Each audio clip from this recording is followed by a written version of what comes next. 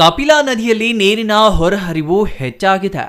ಇದರಿಂದಾಗಿ ಇಂದು ದಕ್ಷಿಣ ಕಾಶಿ ಪ್ರಸಿದ್ಧಿಯ ನಂಜನಗೂಡಿನಲ್ಲಿ ಕಪಿಲಾ ನದಿ ತೀರದಲ್ಲಿರುವ ಪರಶುರಾಮ ದೇವಾಲಯ ಜಲಾವೃತವಾಗಿದ್ದು, ಇದರೊಂದಿಗೆ ಶ್ರೀ ನಂಜುಂಡೇಶ್ವರ ಸ್ವಾಮಿ ದೇವಾಲಯದ ಸ್ನಾನಘಟ್ಟ, ಮುಡಿಕಟ್ಟೆ ಸಂಪೂರ್ಣವಾಗಿ ನೀರಿನಲ್ಲಿ ಮುಳುಗಿವೆ.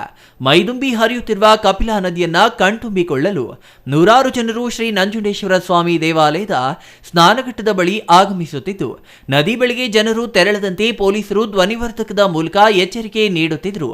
ಆಗಮಿಸುತ್ತಿರುವ ಜನರನ್ನ ನಿಯಂತ್ರಿಸುವುದು ಪೊಲೀಸರಿಗೆ ಸವಾಲಾಗಿದೆ.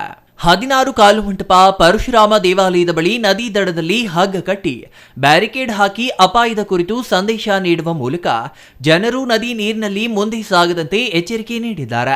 ಯಾವುದೇ ಕ್ಷಣದಲ್ಲಿ ನೀರಿನ ಹೊರಹರಿವು ಹೆಚ್ಚಳವಾಗುವ ಸಾಧ್ಯತೆ ಇರುವುದರಿಂದ ನಗರದ ಹಳ್ಳದಕೇರಿ ನಿವಾಸಿಗಳಿಗೆ ನಗರಸಭೆಯಿಂದ ಮುನ್ನೆಚ್ಚರಿಕೆ ನೀಡಲಾಗಿದೆ. ಜೊತೆಗೆ ತಾತ್ಕಾಲಿಕ ಗಂಜಿ ಕೇಂದ್ರವನ್ನ ತೆರೆಯಲು ಅಗತ್ಯ ಸಿದ್ಧತೆ ಕೈಗೊಳ್ಳಲಾಗಿದೆ.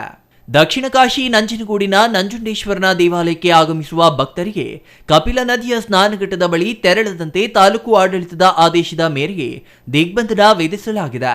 ಮೈಸೂರು ನಂಜನಗೂಡು ಮುಖ್ಯ ರಸ್ತೆಯ 100 ವರ್ಷಗಳ ಹಳೆಯ ದೇವರಾಜರಸು ಸೇತುವೆ ತುತ್ತ ತುದಿಯಲ್ಲಿ ಭಾರೀ ಪ್ರಮಾಣದ ಪ್ರವಾಹದ ನೀರು ಹರಿಯುತ್ತಿದೆ. ಈಗಾಗಲೇ ಕಬಿನಿ ನಾಲೆಯಿಂದ ಕಪಿಲಾ ನದಿಗೆ 36,000 ಕ್ಯೂಸೆಕ್ಸ್ ನೀರು ಹೊರಬಿಡಲಾಗಿದೆ.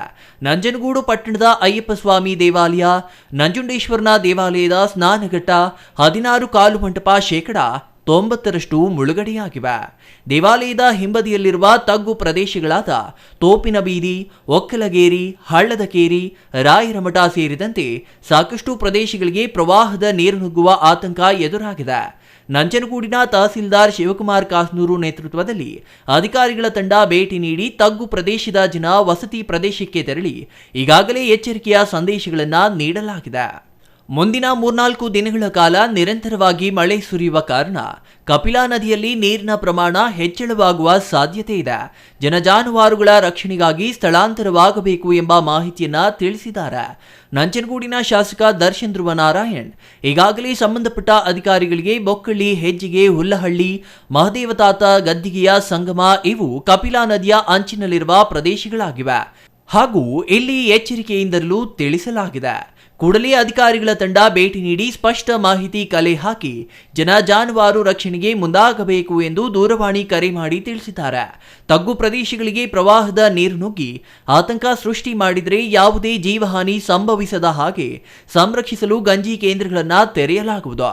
ಸಂಕಷ್ಟದಲ್ಲಿರುವ ಜನರಿಗೆ ಯಾವುದೇ ರೀತಿಯ ತೊಂದರೆ ಇಲ್ಲದ ರೀತಿಯಲ್ಲಿ ಮೂಲ ಸೌಕರ್ಯಗಳನ್ನು ಕಲ್ಪಿಸಲು ತಾಲೂಕು ಆಡಳಿತ ಸಿದ್ಧವಾಗಿದೆ ಎಂದು ತಹಸೀಲ್ದಾರ್ ಶಿವಕುಮಾರ್ ಕಾಸ್ನೂರು ತಿಳಿಸಿದ್ದಾರೆ. Kumar, CTV news, Nanjangud.